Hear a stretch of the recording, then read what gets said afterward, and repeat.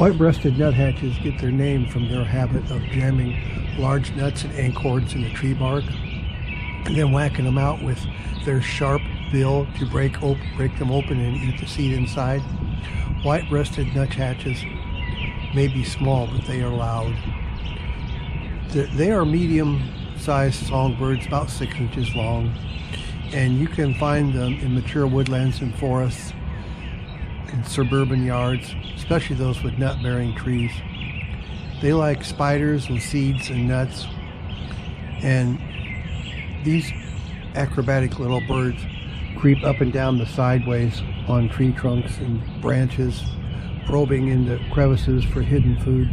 They wedge nuts and seeds into the bark crevice and hammer them out with their bills to break them open. They are very vocal with a loud nasal yank-yank call.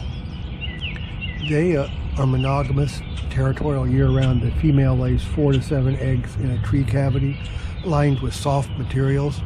The eggs hatch after about 12 to 14 days, and then the young leave the nest after about 18 to 21. Both parents incubate the eggs and feed the young. White-breasted nuthatches are fun to watch, and add sunflower seeds and peanuts to your bird feeders for them.